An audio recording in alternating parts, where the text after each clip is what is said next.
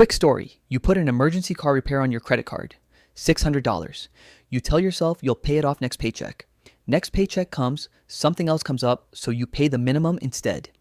You've heard that's actually smart. Keep a small balance, don't pay it off completely, it looks better to the credit bureaus. Close to half of Americans believe exactly that. Here's the first thing that's going to surprise you. It's completely false, and it's been false the entire time.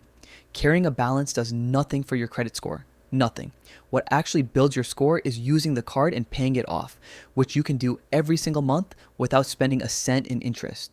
One credit analyst calls this the cockroach of credit scoring myths because it just will not die. And the reason it survives isn't an accident. It benefits somebody, just not you. But that's not even the real story. The real story is what happens after you believe it or after you simply can't pay in full and you start making the minimum payment instead. Americans are carrying $1.25 trillion in credit card debt right now. That's just down slightly from an all-time record of $1.277 trillion the quarter before, the highest balance ever logged since the New York Fed started tracking this back in 1999. The average person carrying a balance owes around $6,500, and the interest rate on that debt is sitting near 21%, among the highest sustained rates in modern consumer credit history. In 2025 alone, Americans paid $253 billion in credit card interest and fees. That's more than triple what was paid in 2021.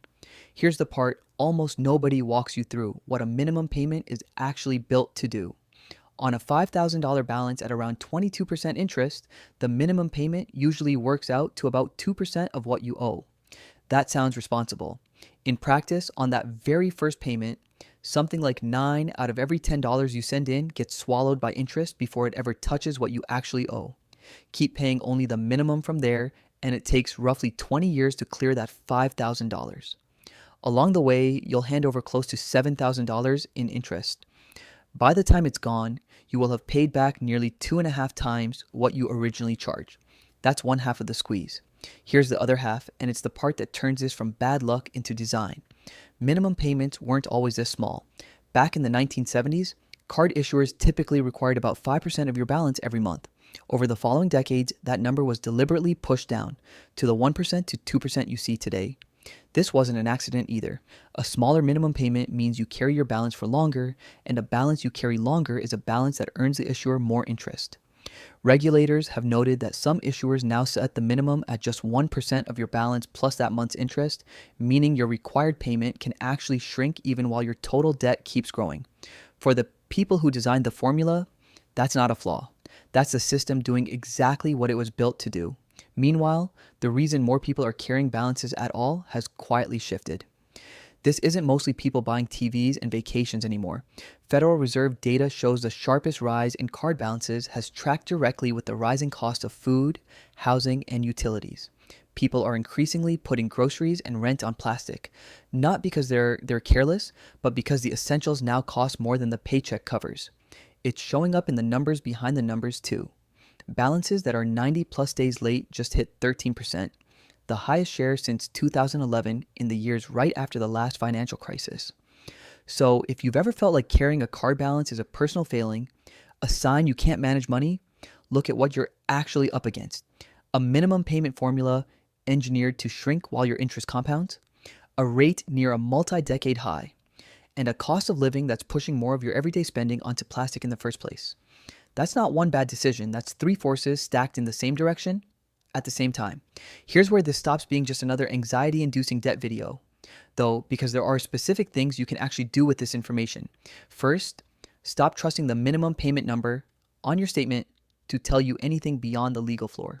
By law, your statement also has to show you how long payoff will actually take at that rate, and what a slightly higher fixed payment would save you. Find that box. It's usually the most useful line on the page. Second, if you're carrying a balance specifically because you think it helps your score, stop today. Paying your statement balance in full every month on a card you actually use is the version that helps your score, and it costs you nothing. Third, if you are carrying real debt, the single highest leverage move is freezing your payment. Instead of letting your required payment shrink as your balance does, keep sending whatever your first month's minimum was. On a $5,000 balance at 24%, that one habit alone can turn a 20-plus year payoff into roughly 4 years. Fourth, Call your issuer and simply ask for a lower rate or look into a 0% balance transfer card. Rates haven't come down nearly as fast as the Fed's benchmark rate because issuers aren't obligated to pass cuts along quickly, but a lot of them will negotiate directly, especially with customers who have a track record of paying on time. None of this means the system is fair. It isn't. But the guilt a lot of people carry about credit card debt was built for a version of the story where this is purely about willpower. It was never purely about willpower. You're navigating a payment structure that was quietly redesigned to keep you in it longer, at a rate near historic highs, while the cost of just living pushes more of your spending onto the card to begin with. Once you see the mechanics, the moves change. You stop treating the minimum payment as a plan. You stop treating debt as proof you're bad with money.